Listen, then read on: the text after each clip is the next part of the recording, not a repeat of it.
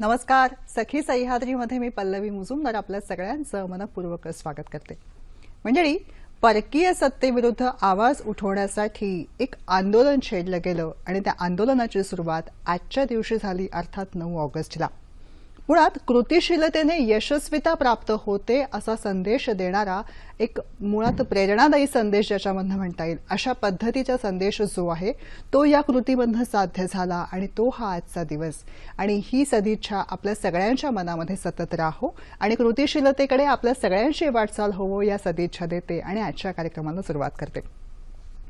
निसर्गाच्या जवळ असलेली काही या पृथ्वीवरची लेकरं आहेत. मुळात निसर्गाची हाक ऐकण्यामध्येच ते गुंग आहेत. त्यांची स्वतःची अशी विचार प्रणाली आहे, त्यांची स्वतःची शैली आहे, त्यांची स्वतःचं प्रत्येक गोष्टीमध्ये आपले असे विचार आहेत आणि त्यालाच ते पुढे जाऊन त्या संस्कृतीला जपत, त्या संस्कारांना आपलंसं करत त्यांच्या प्रत्येक गोष्टीमध्ये एक वेगळा आपलेपणा आहे. मुख्य प्रवाहापासून दूर असलेली ही मंडळी आहेत, पण तरीसुद्धा आपल्या विश्वामध्ये ही मंडळी खुश आहेत.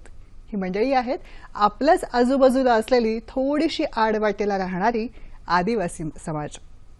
या आदिवासी समाजाविषयी बोलण्याचं कारण म्हणजे आज जागतिक पातळीवरती आदिवासी दिवस हा साजरा होतो. मुळात संयुक्त राष्ट्र संघाने या मुख्य प्रवाहापासून बाजूला असलेल्या या व्यक्तींविषयी, त्यांच्या समाजाविषयी, त्यांच्या प्रश्नांविषयी, त्याचबरोबर मुख्य प्रवाहामध्ये येणाऱ्या अडचणींविषयी, येताना येणाऱ्या अडचणींविषयी या सगळ्यांविषयी उलगडून घेण्यासाठी खास करून जागतिक पातळीवरती आजचा हा दिवस ठेवलेला आहे. तेव्हा बोलूया याच विषयी आजच्या भागात. आजचा आपला सखी सह्याद्रीचा विषय आहे जागतिक आदिवासी दिनानिमित्त विशेष कार्यक्रम आदिवासी आणि अस्मिता जागर. याविषयी माहिती करून देण्यासाठी या विषयामधला अभ्यास असलेलं व्यक्तिमत्व आज आपण आमंत्रित केलेलं आहे. त्यांची ओळख करून घेऊया. प्राध्यापिका डॉक्टर माहेश्वरी गावित. नमस्कार मॅडम. नमस्कार. सखी सह्याद्रीमध्ये आपलं मनपूर्वक स्वागत करते. धन्यवाद. मॅडम विषयी सांगायचं तर आदिवासी अभ्यास क्षेत्रामधल्या त्या ज्येष्ठ विचारवंत ही त्यांची खास ओळख आहे. आदिवासी लोकसाहित्य, भाषा, संस्कृती अभ्यासक म्हणून त्यांची ओळख आहे. नांदेड आदिवासी साहित्य संमेलनाच्या त्या माजी अध्यक्ष आहेत. महाराष्ट्रातलं आदिवासी साहित्य एक शोध हा त्यांचा PhDचा खास विषय आहे. आदिवासी संस्कृती, समाज, त्यांचा उगम या दृष्टिकोनातून विचार करताना ही संस्कृती सर्वसमावेशक व्हावी यासाठी लिखाण, वाचन, अभ्यास, प्रसारमाध्यम या विविधांगी प्रकारे त्या सतत सहभागी होत असतात. आदिवासी संस्कृतीच्या दृष्टिकोनातून त्याचबरोबर साहित्याच्या दृष्टिकोनातून विचार करताना त्यांचे वेगवेगळे 21 ग्रंथ प्रकाशित झालेले आहेत. विविध संशोधन प्रकल्पात सुद्धा त्यांचा मोलाचा सहभाग आहे. त्यांच्याकडनं आज आपण टप्प्याटप्प्याने उलगडून घेऊया. तुम्हाला सुद्धा या वेगळ्या संस्कृतीविषयी जाणून घ्यायची उत्सुकता असेलच. संपर्कासाठी दूरध्वनी क्रमांक चटकन टिपून घ्या. ते आहेत असे 24908050 24988050. मुंबई बाहेरचे प्रेक्षक आणि मोबाईलवरून संपर्क साधताना 022 हा STD कोड तुम्हाला माहिती आहेच. छोटीशी विनंती, नेहमीप्रमाणे प्रश्न विचारताना टीव्ही सेटचा आवाज थोडासा कमी ठेवा जेणेकरून आमचा आवाज तुमच्यापर्यंत व्यवस्थित पोहोचू शकेल. त्याचबरोबर विषयाच्या अनुषंगाने नेमके प्रश्न आम्हाला तुमच्याकडून अपेक्षित आहेत. आपल्या गप्पांना सुरुवात करूया. सगळ्यात आधी आदिवासी अस्मिता जी वृद्धिंगत होण्यासाठी हा आदिवासी जागर दिवस जो आहे तो नेमका काय आहे याविषयी. सुरुवातीला जागतिक आदिवासी दिनाच्या सर्वांना मनपूर्वक शुभेच्छा. खरं तर संयुक्त राष्ट्र संघानं 9 ऑगस्टला जागतिक आदिवासी दिवस हा घोषित केला. ही एक क्रांतिकारक अशी घटना म्हणावी लागेल. कारण आदिवासी समुदायाचे जे मूलभूत हक्क आहेत त्याचं संरक्षण करणं, जल, जंगल, जमीन यावरचे त्यांचे अधिकार हे अबाधित ठेवणं आणि त्याचबरोबर त्यांची संस्कृती, अस्मिता ही जतन करण्यासाठी कार्यप्रवण राहणं हे उद्देश त्यांच्या डोळ्यासमोर होते. आणि 23 डिसेंबर 1994ला संयुक्त राष्ट्र संघाच्या आमसभेमध्ये हा दिवस हा जागतिक दिन म्हणून साजरा व्हावा आदिवासींसाठीचा, त्यांच्या अस्मितेसाठीचा, असं जाहीर केलं गेलं. आणि पुढे काय झालं की 1995 पासून म्हणजे 9 ऑगस्ट 1995 पासून हा दिवस जागतिक स्तरावर आदिवासी दिवस म्हणून आज साजरा होताना दिसतो आहे. जेव्हा आदिवासी संस्कृती असं आपण जेव्हा म्हणतो तेव्हा एक त्यांची वेगळी जीवनशैली आहे त्याविषयी. बरोबर. कारण आदिवासी असं जेव्हा आपण म्हणतो तेव्हा हा नागर समाजापेक्षा दूर रानावनात दुर्गम अतिदुर्गम भागात राहणारा असा हा समाज. आणि तो राहतो तर निसर्गाच्या सानिध्यामध्ये. म्हणजे खरं म्हणायचं म्हणजे आदिवासींचा धर्म हाच निसर्ग. आणि त्यामुळे या निसर्गाशी एकरूपता, या निसर्गाबरोबर समायोजन, या निसर्गाशी तादात्म्य, या सगळ्या गोष्टी या आदिवासी संस्कृतीमध्ये बघायला मिळतात. अगदी आदिवासींची दैवत जरी आपण घेतली, कारण दैवत विश्व हा फार महत्वाचा भाग असतो. या आदिवासी दैवतांचा जर आपण विचार केला तर ते पंचमहाभूतांना मानतात. त्याचबरोबर वनस्पती, प्राणी आणि पूर्वज अशा अष्टदेवतांना ते पूजतात. म्हणजे आता उदाहरणच द्यायचं झालं तर ही धरित्री ही त्यांची देवता. तिला धर्तारी म्हणून तिचं पूजन केलं जातं. गोवालदेव म्हणून गाईगुरांचं पूजन केलं जातं. राणी काजल ही पर्जन्य देवता आहे. तसंच वीर, उरस्कल हे सगळे पूर्वज म्हणून त्याची पूजा ते करतात. रातो गोमोज म्हणून चंद्राची पूजा केली जाते. दिया गोमोज म्हणून सूर्याची पूजा केली जाते. कणसरी म्हणून धान्याची पूजा केली जाते. अशा पद्धतीनं त्यांचं दैवत विश्व जर आपण बघितलं ना, हे सगळं निसर्गाशी संबंधित असलेलं बघायला मिळतं. आणि निसर्गाच्या प्रती कृतज्ञता ही बघा ना. एक वारली जमातीमधलं एक गीत आहे. त्या गीतामध्ये तो वारली असं म्हणतो की येता जाता या धरतीला आपले पाय लागतात. ती तर आपली देवता आहे आणि तिचं पूजन कृतज्ञतापूर्वक केलं पाहिजे या अर्थाचं हे गीत आहे. ते असं म्हणतात, अथ नाचू का कोठर नाचू धरतरीच्या पाठीवर, धरतरी माझी मायूर तिला मी पाय कसा लावूर. अथ नाचू का कोठर नाचू कणसरीच्या माथ्यावर, कणसरी माझी मायूर तिला मी पाय कसा लावूर. म्हणजे निसर्गाच्या प्रती इतकी उदात्त भावना ही आदिवासींमध्ये बघायला मिळते. नक्कीच. त्यांच्यामध्ये या दृष्टिकोनातून विचार करताना ही गाणी किंवा त्यांच्या दैनंदिन संभाषण जे होतं यामध्ये त्यांची भाषा नेमक्या कोणत्या कोणत्या भाषा आहेत त्यांच्या त्याविषयी जाणून घ्यायला आवडेल. कसं आहे की फक्त महाराष्ट्राच्या स्तरावर जर आपण विचार केला तर आज 45 अनुसूचित जमाती आहेत. आणि त्यांच्या पोट जमाती या पुन्हा वेगळ्या आहेत. आता या प्रत्येक जमातीची बोली ही वेगळी आहे खरं सांगायचं तर. त्याच्यामध्ये गोंडांची गोंडी बोली असेल, कोरकूंची कोरकू बोली असेल, भिल्लांची भिल्ली बोली असेल, ठाकरांची ठाकरी बोली असेल. जमातीप्रमाणे भाषा बदलत जाते असं आहे ते. प्रत्येक जमातीप्रमाणे त्यांची बोली वेगळी. आणि त्यामुळे काय होतं की या बोलींचा जर अभ्यास करायचा असेल, म्हणजे जर आपण थोडंसं बोलींच्या अभ्यासाच्या दृष्टीनं विचार करायला लागलो तर कुठेतरी आदिवासी भाषांच्या बाबतीत असं झालेलं दिसतं की वर्णनात्मक अंगानं भाषांचा अभ्यास झालेला आहे. सामाजिक भाषाविज्ञानाच्या दृष्टीनं त्याचा अभ्यास झालेला दिसतो. पण ऐतिहासिक भाषाविज्ञानाच्या अंगानं आदिवासी भाषांचा अभ्यास झालेला दिसत नाही. याच्यामध्ये एक महत्वाचा मुद्दा असा आहे की आदिवासी भाषा या प्राचीन भाषा आहेत. ज्या संस्कृत भाषेला आज आपण प्राचीन म्हणतो, खरं तर या भाषेपेक्षाही या आदिवासी भाषा या प्राचीन असल्याचे उदाहरणं आणि संदर्भासह अनेक अभ्यासकांनी ते पटवून दिलेलं आहे. म्हणजे वेगवेगळ्या भाषांचा वेगवेगळ्या समाजानुसार अभ्यास झालेला आहे असं म्हणता येऊ शकेल. सर्व भाषांचा अभ्यास जे मी म्हणते आहे तशा पद्धतीनं म्हणजे ऐतिहासिक भाषाविज्ञानाच्या अंगानं झाला नाही. जर असा अभ्यास झाला तर आदिवासी भाषा या मूळ भाषा आहेत, प्राचीन भाषा आहेत हे सिद्ध होईल. बर. त्यामुळे मला असं वाटतं की या भाषांचा अभ्यास होण्याची नितांत गरज आहे. म्हणजे तुम्हाला एक उदाहरणच सांगायचं झालं तर विदर्भामध्ये बोलली जाणारी जी गोंडी भाषा आहे, या गोंडी भाषेचा जो इतिहास आहे ना, तो खूप मोठा आहे. म्हणजे पूर्वी ज्याला पंचखंड असं म्हटलं जायचं, त्या पंचखंडाला गोंडवाना लँड असं नाव होतं. म्हणजे या पंचखंडातली जी भाषा होती ती गोंडी भाषा होती. आणि एक अभ्यासक आहेत डॉक्टर मोतीरावन कंगाली म्हणून, जे गोंडी भाषेचे फार मोठे अभ्यासक आहे, व्यंकटेश आत्राम म्हणून आहेत. तर त्यांनी हे सिद्ध केलेलं आहे की हडप्पाला उत्खनित केलं गेलेलं जे शहर होतं त्याच्यामध्ये जे अवशेष सापडले आणि त्याच्यामध्ये जी लिपी सापडली, ती लिपी ही गोंडी बोली होती.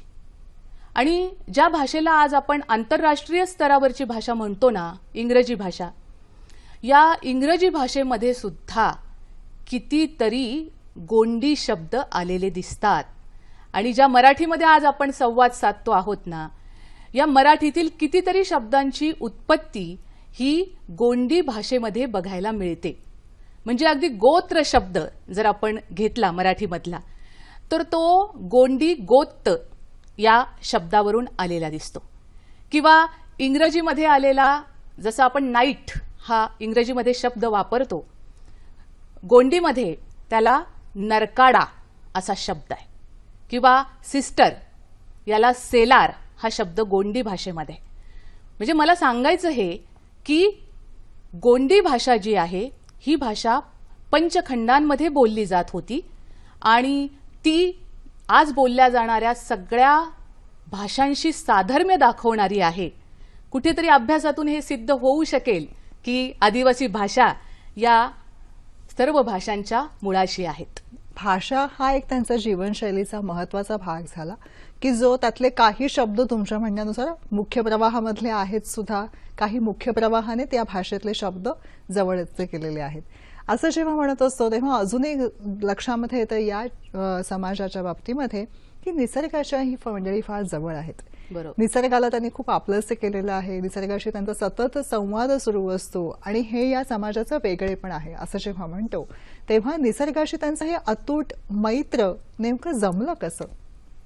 आता सहज आणि हे स्वाभाविक आहे की आदिवासी हे नागर समाजापासून दूर अतिदुर्गम भागात राहत आलेले आहेत.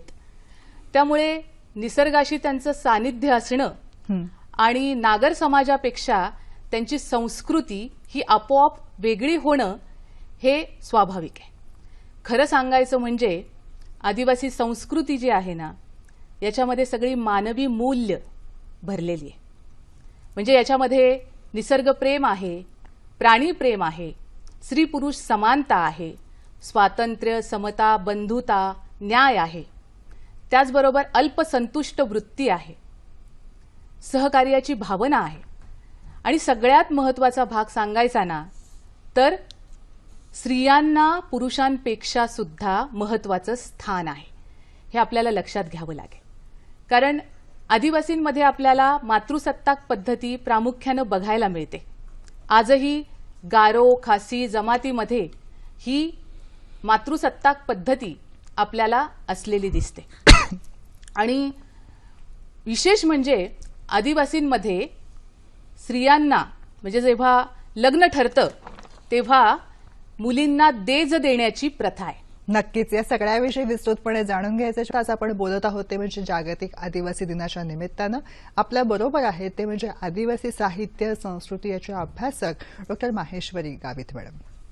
मॅडम, ब्रेक घेण्यापूर्वी तुम्ही सांगत होता त्यांचं निसर्गाशी असलेलं नातं याविषयी. निसर्गाशी असलेलं नातं असं आपण जेव्हा म्हणतो तेव्हा मुळात औषध, आरोग्य या सगळ्याच्या बाबतीमध्ये त्यांचं निसर्गाशी खूप मस्त हितगुज चाललेलं असतं. औषधांच्या बाबतीमध्ये पालापाचोळा, खोड, साल हे त्यांना पटापट ज्ञान कशा पद्धतीने प्राप्त होतं? मी का आता त्यांच्या संस्कारांचाच तो एक भाग आहे? हो हो हो, त्यांच्या जीवनशैलीचाच तो एक भाग आहे असं आपल्याला म्हणता येईल. कारण निसर्गाच्या सानिध्यामध्येच ते वाढलेले असतात, जगलेले असतात. आता तुम्ही खूप एक चांगला विषय मांडला की वनौषधींचा.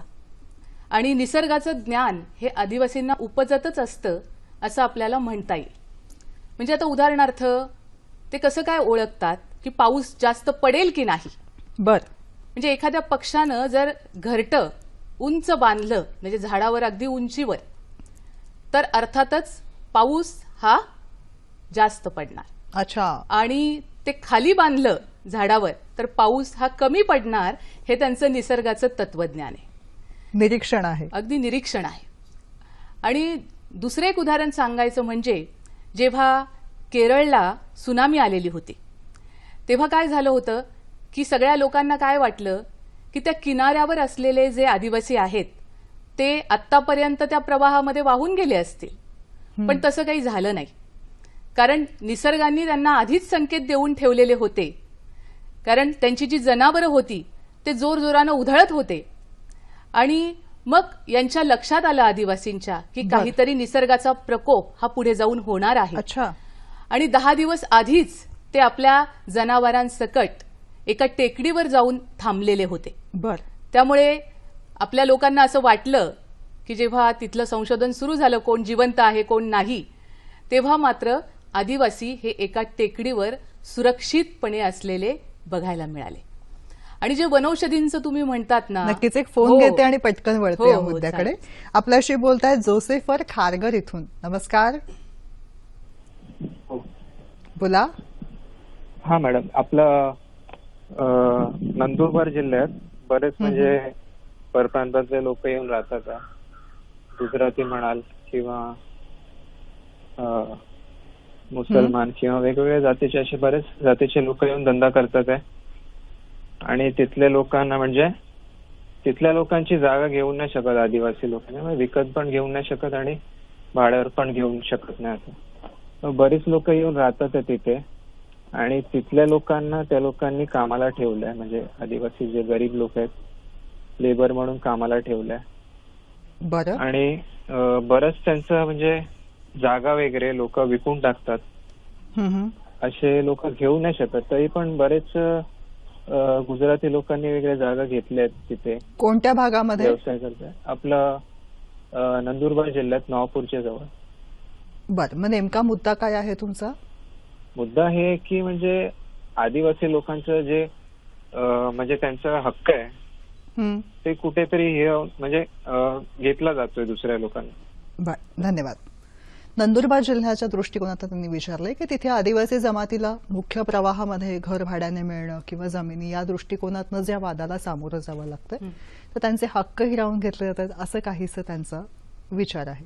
तुम्हाला काय वाटतं? हो हो, अगदी बऱ्याच ठिकाणी असं बघायला मिळतं. आज वास्तव हे आहे की आदिवासींचे जे हक्क आहेत म्हणजे जमिनीवरचे विशेषतः, कारण आदिवासींसाठी हे 3 घटक महत्वाचे आहेत: जल, जंगल आणि जमीन. आणि क्रांतीसूर्य बिरसा मुंडाचं आंदोलन सुद्धा याच घटकांसाठी होतं. आणि आजची आदिवासींची जी आंदोलनं आहेत ती पुन्हा एकदा याच घटकांसाठी होताना दिसतात. बर. म्हणजे गायरानं जी आहेत त्याच्यावर त्यांचे अधिकार नाहीयेत, म्हणजे त्यांच्या नावावरती होत नाहीयेत. त्यानंतर हस्तांतरित केलेल्या ज्या जमिनी आहेत त्याच्या संदर्भामध्ये आदिवासींच्या नावावर ती होताना दिसत नाहीयेत.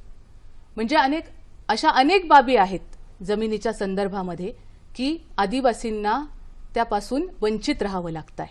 किंबहुना अगदी धरणग्रस्तांचे प्रश्न असतील, कारण ज्या काही योजना किंवा प्रकल्प राबवले जातात ते आदिवासी भागामध्येच, आणि त्यामुळे विस्थापित व्हावं लागतं ते आदिवासींनाच. मग पुढे जाऊन त्यांच्या पुनर्वसनाचं काय? कारण त्यांचं संपूर्ण भावविश्व हे त्याच्यामुळे उद्ध्वस्त होताना दिसतं. अगदी आपण बघितलं की माळींसारखी जी दुर्घटना घडली तिथे त्या भागामध्ये जो डोंगर कोसळला तिथे राहणारा आदिवासी समाज होता. आज त्याचा विचार जेव्हा आपण करायला जातो तेव्हा त्यांचं पुनर्वसन किती प्रमाणामध्ये झालं आहे, ते कशा पद्धतीनं जगत आहेत, हे जर आपण बघायला गेलो तर अर्थातच त्याचं समाधानकारक उत्तर आपल्याला मिळत नाही. त्यामुळे हे आजचं वास्तव आहे की आदिवासींचे हक्क हे हिरावून घेतले जाताना दिसतात. मग जेव्हा त्याचबरोबरीने एक मुद्दा महत्वाचा येतो की त्यांचं रोजचं जीवनशैलीमध्ये त्यांचे व्यवहार कसे चालतात. जसं आपल्याकडे चलन आहे तसं त्यांचं काय असतं व्यवहाराची भाषा? खरं तर आज काळ बदललाय हम्म. पण आधीच्या काळाचा जर आपण विचार केला तर वस्तू विनिमयाची पद्धत ही खऱ्या अर्थानं आदिवासी समाजामध्ये बघायला मिळते. बर. त्यामुळे एकमेकांना आपल्याकडच्या वस्तू देणं आणि त्यांच्याकडून आपल्याला लागणाऱ्या वस्तू घेणं, बार्टर सिस्टीम आपण हो. ज्याला आणि म्हणतो ते. हां. एक खूप छान उदाहरण तुम्हाला मी सांगते की आदिवासी समाजामध्ये सहकार्याची भावना ही मोठ्या प्रमाणामध्ये दिसते.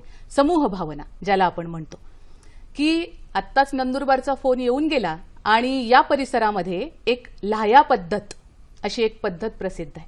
लाह्या पद्धत याच्यामध्ये काय केलं जातं की एखाद्या गावामध्ये एखाद्या व्यक्तीचं जर घर बांधायचं असेल तर संपूर्ण गाव त्याच्या मदतीला जातं.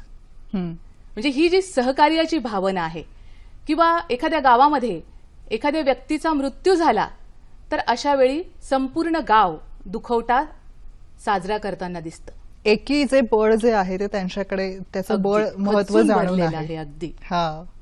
आणि समाज एकत्र असण्याचं महत्व पण ते ओळखून आहे. ओळखून आहे. मॅडम, यांच्याकडे शिक्षणाची पद्धत नेमकी कशी आहे? म्हणजे शिक्षण ही हा मुद्दा त्यांचा कुठला आहे? त्यांचं एक वेगळ्या पद्धतीने त्यांचं संस्कार शिक्षण सुरू असतं असं काही आहे का त्यांना मुख्य प्रवाहामध्ये येऊन शिकावं असं वाटतं पण भीती वाटते असं काही आहे? चांगला प्रश्न आहे हा. कारण एक परंपरेच्या अंगानं जर आपण विचार केला ना तर आदिवासी संस्कृतीमध्ये आणि विशेषतः गोंड जमातीमध्ये गोटुल नावाचं एक सांस्कृतिक केंद्र आपल्याला बघायला मिळतं बरं का. बर. जे युवा केंद्र असतं. अच्छा. याच्यामध्ये काय होतं की अविवाहित तरुण आणि तरुणी हे दिवसभराचं काम झाल्यानंतर त्या गोटुलमध्ये जातात, जिथे त्या समाजाचे जे संस्कार असतील, शिक्षण असेल, रूढी असतील, परंपरा असेल, याचं शिक्षण हे तिथे गोटुलमध्ये दिलं जातं. आणि एवढंच नाही तर जे मी मगाशी म्हणाले की मातृसत्ताक पद्धती आदिवासी समाजामध्ये आपल्याला बघायला मिळते, या गोटुलमध्ये आपला भावी वर आणि वधू हे निवडण्याचं स्वातंत्र्य सुद्धा गोटुलमध्ये असतं. त्यामुळे ही एक पारंपरिक संस्था झाली शिक्षणाची. आणि दुसऱ्या बाबतीत तुम्ही जे आत्ता म्हणालात की आजच्या काळामध्ये शिक्षणाचं आदिवासी समाजामध्ये काय आपल्याला नेमकं स्थान दिसतं आहे, तर आज आदिवासी समाजामध्ये ना शिक्षणाच्या विषयी खूप मोठ्या प्रमाणामध्ये अनास्था पण आहे. कारण आदिवासी समाज जो आहे तो पाड्यापाड्यामध्ये विखुरलेला आहे. हो ना, खरं. त्यामुळे तिथे विद्यार्थी मिळणं पुरेसे त्या शाळेसाठी, आणि पुन्हा शिक्षक जे असतात ना त्या शिक्षकांना एखाद्या आदिवासी भागात जेव्हा टाकलं जातं शिक्षक म्हणून, तेव्हा त्यांना असं वाटतं की आपल्याला एखाद्या अंदमानासारख्या बेटावरच टाकलंय की काय, अशी शिक्षा त्यांना वाटायला लागते. त्यामुळे ते सुद्धा त्या आदिवासी विद्यार्थ्यांना शिकवण्याच्या प्रती आस्था बाळगताना दिसत नाही. दुसरी गोष्ट म्हणजे आदिवासी समाजामध्ये मुलं मुली थोडीशी मोठी झाली की त्यांना कमाईसाठी बाहेर पडावं लागतं. कारण दारिद्र्य हे 5वीलाच पुजलेलं असतं. त्यामुळे त्यांची किशोरवयीन अवस्था निर्माण झाली, त्या अवस्थेत ते आले की ते अर्थातच शेती भातीमध्ये किंवा एखाद्या मजुरीवर कामाला जाताना दिसतात. त्यामुळे शिक्षण हे त्यांच्यापासून लांब लांब पळताना दिसतं. दुसऱ्या बाजूनं आश्रमशाळासारखी योजना शासनानं सुरू केली आदिवासी विद्यार्थ्यांसाठी. दुसऱ्या बाजूनं नागरी समाजामध्ये वसतिगृहही आपल्याला बघायला मिळतात. पण त्यांची अवस्था जर आज आपण बघितली ना प्रत्यक्षामध्ये जाऊन, तर ती खूप भयंकर अशी आहे असं म्हणावं लागेल. बर. कारण आश्रमशाळांची झालेली दुरावस्था, पाण्याची वगैरे नसलेली सोय, आणि अक्षरशः उंदीर साप यांचं साम्राज्य हे त्या आश्रमशाळांमध्ये बघायला मिळतं. म्हणजे अशा कितीतरी घटना आहेत की काही मुलींना उंदीर चावलेले आहेत, काहींना सर्पदंश झालेला आहेत आणि त्याच्यामध्ये त्यांचा बळी गेलेला आहे. आणि जेवणाचं जर विचाराल तर अतिशय निकृष्ट प्रतीचं असं जेवण हे दिलं जातं. जेव्हा त्यांचा मुख्य आहार जो आहे, जे निसर्गाच्या जवळ पाड्यांमध्ये राहतात, तेव्हा त्यांचा आहार नेमका कसा असतो? अर्थातच त्यांचा आहार जो असतो तो निसर्गातील ज्या वस्तू त्यांना मिळतात त्याच्याशी संबंधित असतो. म्हणजे अगदी मासेमारीसारखा व्यवसाय असेल, आदिवासी जमातीमध्ये हा व्यवसायही मोठ्या प्रमाणामध्ये चालतो. कारण स्वच्छंदपणे जगणं हे त्यांच्या स्वभावाचा एक भागच असतो. त्यामुळे कंदमुळं, भाजीपाला जो मिळतो शेतातला, हेच त्यांचा आहाराचा भाग असतो. मुळात त्यांना मुख्य प्रवाहाविषयी काय वाटतं? शहरामध्ये किंवा गावांमध्ये असणारी जी मंडळी आहे त्यांच्याविषयी त्यांच्या मनामध्ये काय भाव असतात? खरं सांगायचं म्हणजे आदिवासी हा नागर समाजात जेव्हा येतो तेव्हा तो बुजतो, घाबरतो. आणि जेव्हा आता शिक्षणाचा आपला विषय झाला की शिक्षणासाठी जेव्हा आदिवासी विद्यार्थी शहरी भागामध्ये वसतिगृहामध्ये येतो तेव्हा इतर मुलांशी वागण्याच्या बाबतीत त्याच्या मनामध्ये कुठेतरी न्यूनगंडाची भावना बघायला मिळते. मग हा न्यूनगंड कमी व्हावा यासाठी शिक्षणाचा दोर ते गच्च पकडायला बघतात, असं काही होतं का? असा भाग तर आहेच. कारण आज आदिवासी विद्यार्थी हे वेगवेगळ्या क्षेत्रामध्ये यशस्वी मोठ्या झालेले प्रमाणामध्ये दिसतात. पुढे गेलेले अगदी. दिसत आहेत. हो, म्हणजे अगदी हिमा दासचं उदाहरण आपण आज अग्रक्रमानं देऊ शकतो. म्हणजे अशी कितीतरी उदाहरणं आहेत. त्यामुळे शिक्षणाशिवाय परिवर्तन नाही, हेही खरं आहे. त्यामुळे आदिवासी विद्यार्थी मोठ्या प्रमाणामध्ये शिक्षणाकडे वळलेला दिसतो. पण तरी सुद्धा या ज्या अडचणी आहेत ना, की वैद्यकीय शिक्षणाच्या बाबतीत जेव्हा प्रवेशासाठी ते जातात तेव्हा अनेक संकटांना त्यांना सामोरं जावं लागतं. आणि अशा वेळी मग शिक्षण सोडूनही त्यांना बाजूला बसावं लागतं इच्छा असताना सुद्धा. अच्छा. अशा अनेक अडचणी त्यांच्यासमोर उभ्या राहतात. आणि त्याच्यामध्ये मुख्य अडचण ही दारिद्र्याचीच असलेली बघायला मिळते. त्यावर मात करण्यासाठी पुन्हा प्रयत्न, पुन्हा मेहनत, म्हणजे आव्हानंही कायम आहेत. आणि ते आपल्याला सांगत आहेत आदिवासी संस्कृती या सगळ्याविषयी, त्यांच्या जीवनशैलीविषयी, खास आदिवासी दिनाच्या निमित्ताने. समोर असलेली आव्हानं असं आपण जेव्हा विचार करतो तेव्हा एक गोष्ट मात्र त्यांच्या बाबतीमध्ये दिसते की आदिवासी समाजामधली काही मंडळी खूपच प्रगत झालेली आहेत. म्हणजे विविध पुरस्कारांनी सुद्धा राष्ट्रीय पातळीवरती सन्मानित झालेली मंडळी दिसतात एकीकडे. त्याचबरोबर दुसरीकडे असाही समाज त्यांचा दिसतो की जो अप्रगत आहे, अजूनही आपल्या एका वेगळ्या शैलीला पकडून घट्ट बसलेला आहे, पुढे जाण्यासाठी बिचकतो आहे. बरोबर. त्याविषयी काय झालं की ज्यांच्यापर्यंत शिक्षण पोहोचलं ते प्रगत झाले आणि ज्यांच्यापर्यंत शिक्षण पोहोचलेलं नाही ते अप्रगत राहिले.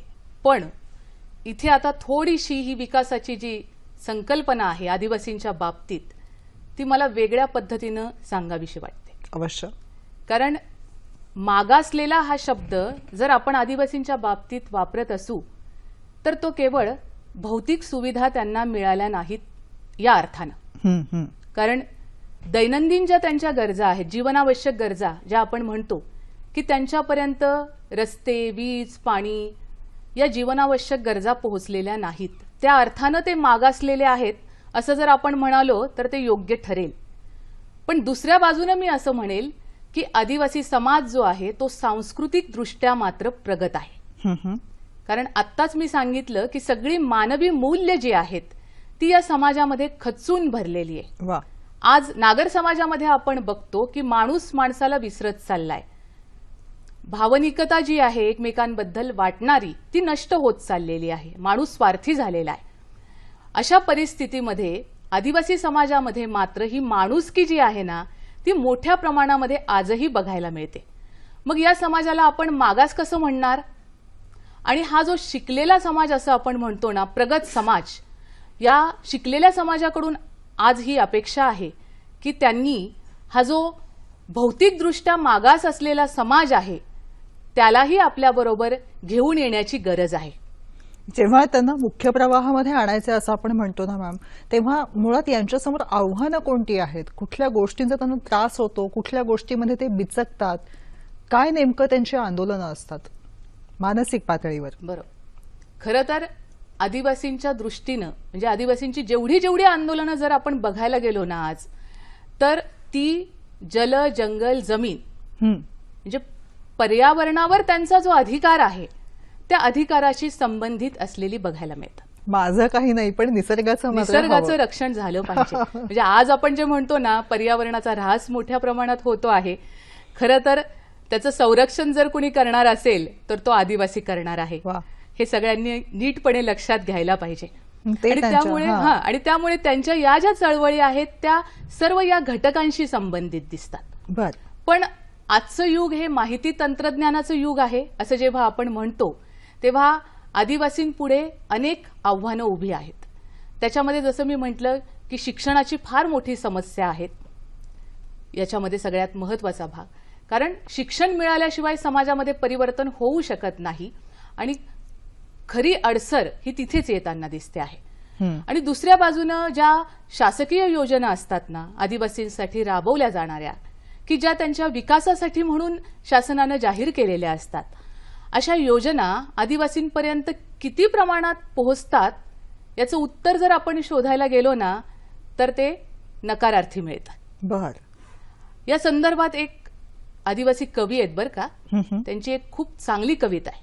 बर त्या कवितेमध्ये ते असं म्हणतात की आदिवासी हा शब्द ते अशा रीतीनं उच्चारतात की महारोगास पर्यायी शब्द असावा. ओहो आणि हा शब्द जेव्हा शासकीय कार्यालयात जातो ना तेव्हा तो शब्द मधाळ होतो. जो तो त्याला मन मानेल तसा मुरगाळतो, पिरगाळतो आणि कधी कधी हा शब्द मानही टाकतो. म्हणजे शासकीय योजनांच्या बाबतीत आदिवासींची स्थिती काहीशी अशी झाली आहे असं आपण म्हणू शकू. आणि त्यामुळे हाही एक अडसर आहे आदिवासी विकासासाठी. जेव्हा आदिवासी असं आपण कायम म्हणत आहोत आणि त्यांची संस्कृती संस्कार याविषयी बोलत आहोत तेव्हा एक महत्वाची गोष्ट आहे ते म्हणजे त्यांचं साहित्य. बरोबर. साहित्यामध्ये सुद्धा सतत त्यांचा एक वेगळेपणा दिसतो आणि त्याचबरोबरीने त्यांचं साहित्य आदिवासी साहित्य संमेलन असं एक वेगळं साहित्य संमेलन सुद्धा पार पडतं.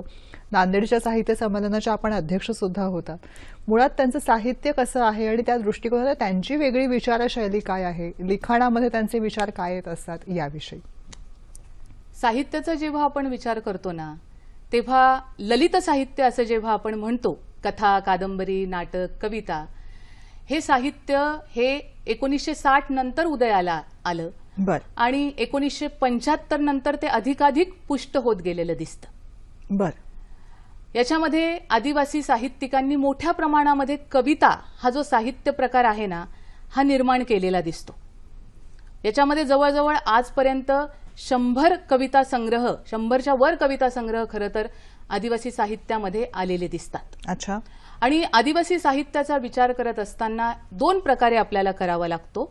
एक म्हणजे आदिवासेतर साहित्यिकांनी आदिवासींविषयी लिहिलेलं साहित्य हा एक भाग, बरं आणि स्वतः जमातीनं आदिवासी असणाऱ्या लेखकानं लिहिलेलं साहित्य असा दुसरा भाग. आणि याच्यामध्ये फरक काय आपल्याला दिसतो, जर जे आदिवासीतर लेखक आहेत ना त्यांच्या लेखनामध्ये तुम्हाला कुठेतरी सहानुभूतीची भूमिका बघायला मिळते, अच्छा अद्भुत रम्यता बघायला मिळते आदिवासी जीवनाबद्दल. बर आणि आदिवासींनी जे लिहिलेलं आहे स्वतःबद्दल, हा. कारण स्वतः जे भोगलेलं आहे ते मी माझ्या शब्दामध्ये व्यक्त करणार या हेतूनं नक्कीच. त्यांनी आदिवासी साहित्याची निर्मिती केलेली दिसते. आणि या साहित्याची मुख्य प्रेरणा जी आहे ना ती निसर्ग हीच म्हणावी लागेल. निसर्गाचं भरभरून चित्रण, त्याच्याविषयी प्रेम, हे त्यांच्या चित्रांमधनं एक वेगळी चित्रसंस्कृती सुद्धा त्यांनी जोपासलेली आहे. त्याविषयी सुद्धा आपण सांगूया. अगदी अगदी. कारण आज आपल्या सगळ्यांना प्रचलित असलेली चित्रशैली म्हणजे वारली पेंटिंग. अगदी कुठेही बघायला गेलो तर प्रत्येक वस्तूवर, अगदी हॉटेलमध्ये जरी आपण भोजनाला गेलो तर तिथे आपल्याला वारली पेंटिंग ही बघायला मिळते. नक्कीच. खरं तर 2500 वर्षांपूर्वी मध्य प्रदेशामध्ये भीमबेटका नावाची जी गुहा सापडली त्याच्यामध्ये ही आदिवासींची चित्रशैली बघायला मिळाली जी खूप प्राचीन आहे. आणि आज जेव्हा आपण वारली चित्रकलेचा विचार करतो ना खरं तर ही चित्रकला धार्मिकतेच्या अंगानं निर्माण झालेली दिसते. आणि जी मी मगासपासून म्हणते आहे ना की महिलांना किती महत्वाचं स्थान आहे यामध्ये, ही चित्रकला काढण्याचा सगळ्यात आधी, म्हणजे आज काळ बदललेला आहे पण त्याचा जो अधिकार होता ना तो वारली समाजातील धवलेरी या स्त्रीला होता. आणि विशेष सांगायचं म्हणजे या धवलेरी या ज्या स्त्रिया होत्या ना त्या विधवा असत, ज्येष्ठ असत. म्हणजे जिथे आपण बघतो की नागर समाजामध्ये विधवा स्त्रियांना अशा धार्मिक कार्यामध्ये कुठेही सहभाग नोंदवला जात नाही, पण आदिवासी समाजामध्ये मात्र ही जी धवलेरी आहे ना, ही विवाह प्रसंगी विवाह गीत सुद्धा गात असत. वा, इतकं महत्व आहे ते. शिकण्यासारखं आहे. अगदी अगदी. त्यामुळे या धवलेरीचं महत्व हे आदिवासी समाजामध्ये जी मातृसत्ताक पद्धती आहे किंवा जे मी मगाशी म्हणाले की स्त्रियांना खूप महत्वाचं स्थान आहे, त्या दृष्टीनं आपल्याला त्याकडे बघावं लागेल. नक्कीच. या बरोबरीने एक गोष्ट लक्षामध्ये येते मॅडम, की यांच्यापाशी बरंच काही आहे. त्यांची एक वेगळी संस्कृती आहे, त्यांची चित्रशैली आहे, कला जोपासण्याचे एक स्वतःचा विचार आहे. नंतर मग त्यांचं स्वतःचं असं एक वेगळ्या पद्धतीने सगळ्या गोष्टी, औषध म्हणा, उपचार म्हणा किंवा शिक्षण म्हणा, त्यांचे आपापले विचार आहेत. बरोबर. या सगळ्याला कुठेतरी आपण हे मोठं करूया किंवा त्याला सांभाळून पुढे नेऊया, या दृष्टिकोनात त्यांचा काही विचार असतो का? त्या दृष्टिकोनात त्यांचे काही अभ्यास सुरू असतात का? हे मला जाणून घ्यायचं. एक फोन घेते पटकन. रवींद्र कुडाळकर आपल्याशी बोलतायत. नमस्कार. नमस्कार. मी रवींद्र कुडाळकर बोलतोय पुण्यातून. बोला.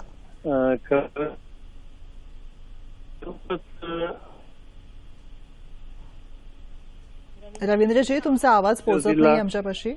सापुताऱ्याच्या पायथ्याचा डांग भाग, आदिवासी भाग आणि जळगाव जिल्ह्यातल्या देखील कौशल्य विकास क्षेत्रामध्ये विविध प्रकारचे प्रशिक्षण वर्ग आणि जनजागृती उपक्रम राबवत आहे. आणि मला सांगा की आज देखील जळगाव, भुसावळ, यावल या भागातल्या आदिवासी भागात मी आदिवासी काही उपक्रम आणि कौशल्य केंद्र भेट देऊन आलो माझ्या संस्थेच्या. तर माझा प्रश्न आहे की डांग गुजरात भागातले जे आदिवासी आहे त्यांचा आहार, राहणीमान, त्यांची संस्कृती आणि आहार, राहणीमान,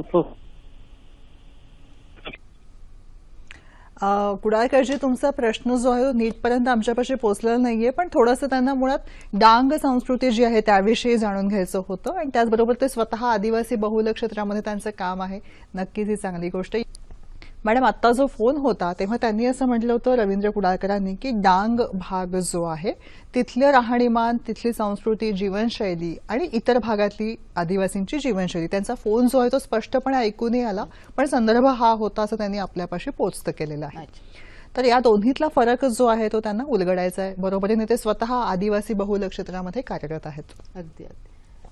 काय होतं की आपण जरी, मी मगाशी म्हणाले की महाराष्ट्रामध्ये 45 आदिवासी जमाती आहेत, त्यांचं राहणीमान वेगळं असेल, त्यांची भाषा वेगळी असेल, त्यांचा पेहराव वेगळा असेल आणि खाद्य संस्कृतीही वेगळी असेल, पण त्यांच्यामध्ये जो एक समान धागा असतो ना, तो मला वाटतं या निमित्तानं आपण जास्त लक्षात घेतला पाहिजे. अवश्य. आणि तो म्हणजे त्यांचं निसर्गाच्या प्रती असणारं प्रेम, त्यांच्या भावभावना ज्या असतात ना, त्याच्यामध्ये मात्र सारखेपणा बघायला मिळतो.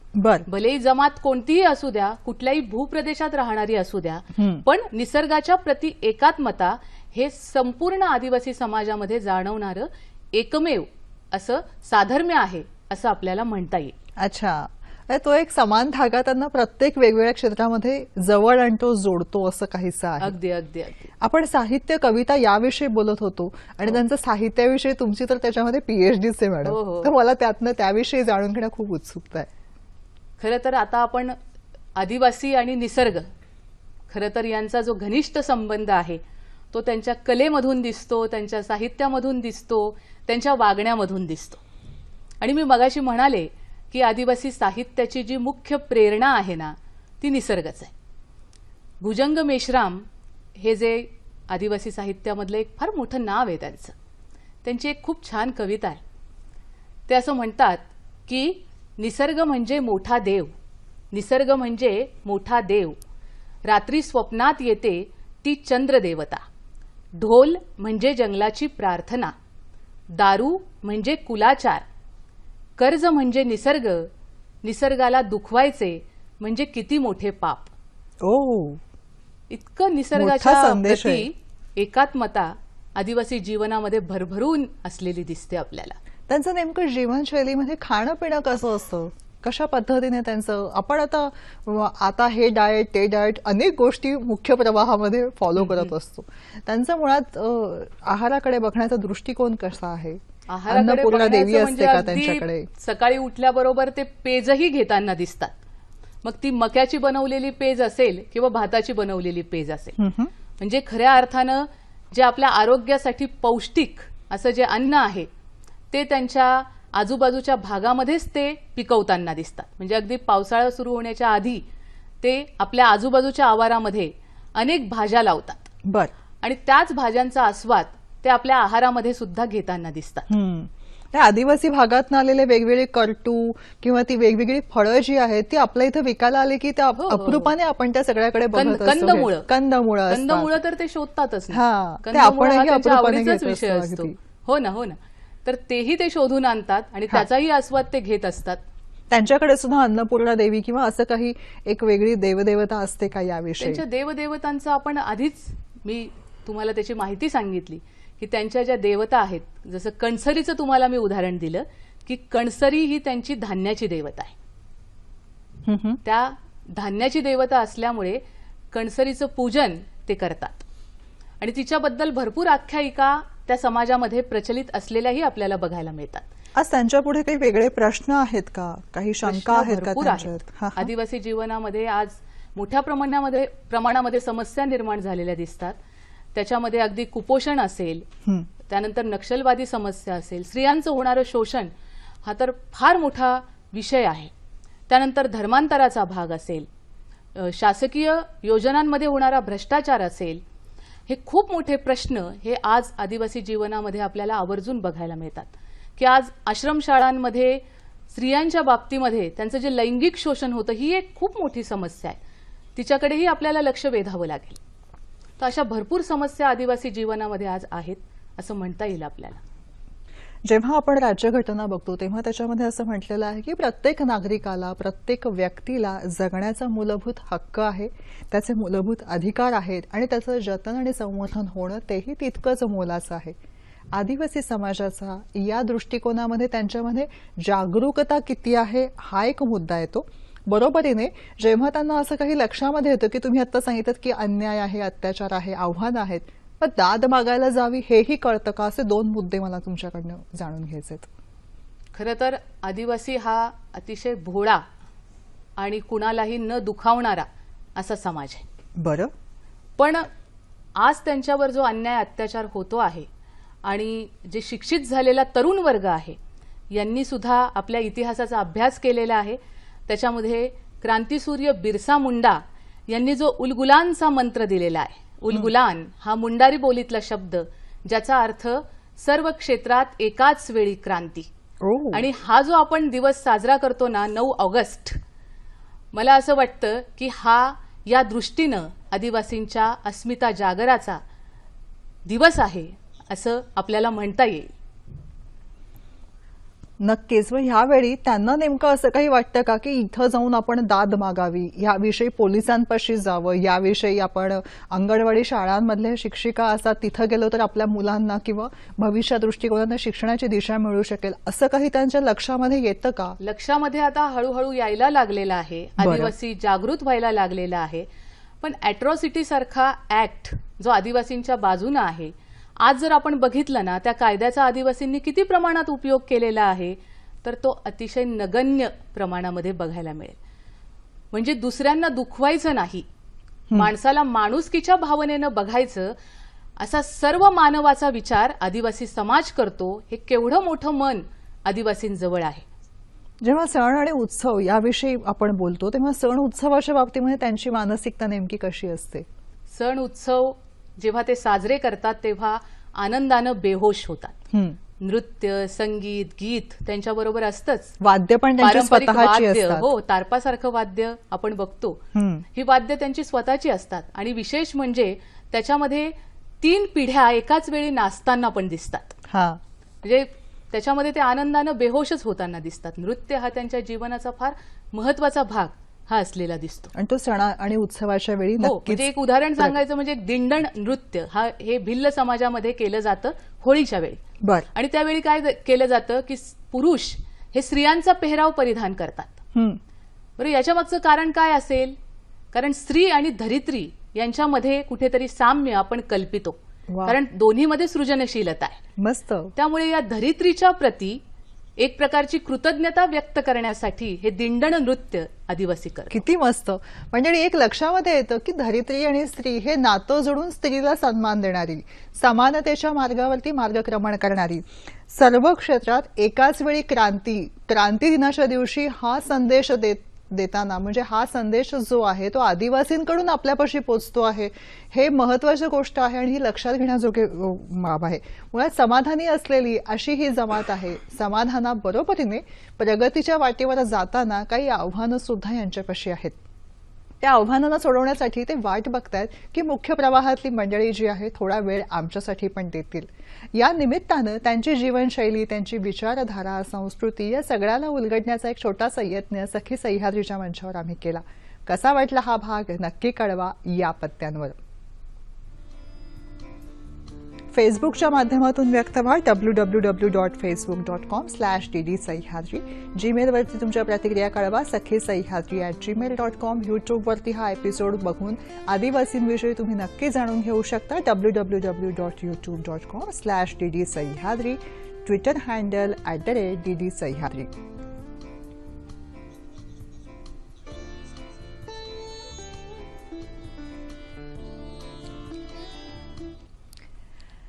तुमच्या प्रतिक्रियांची आम्ही वाट बघतोय आणि तुमच्या सगळ्यांच्या आग्रहास्तव सखी सह्याद्रीची वेळ ही 15 ऑगस्ट पासून बदलती आहे, ती म्हणजे सकाळी 11:30 वाजता. तेव्हा तुमचा अधिकाधिक सहभाग जो आहे तो असाच कार्यक्रमामध्ये होत राहील आणि नव्या वेळेविषयी तुम्हाला कसं वाटतं तेही आम्हाला नक्की कळवा. मॅडम, तुम्ही आलात एका वेगळ्या जगाविषयी, जणू काही तुम्ही आम्हाला उलगडून सांगितलं. तुमच्या पुढच्या प्रकल्पांनाही खूप शुभेच्छा देते, मनपूर्वक आभार मानते. धन्यवाद. नमस्कार.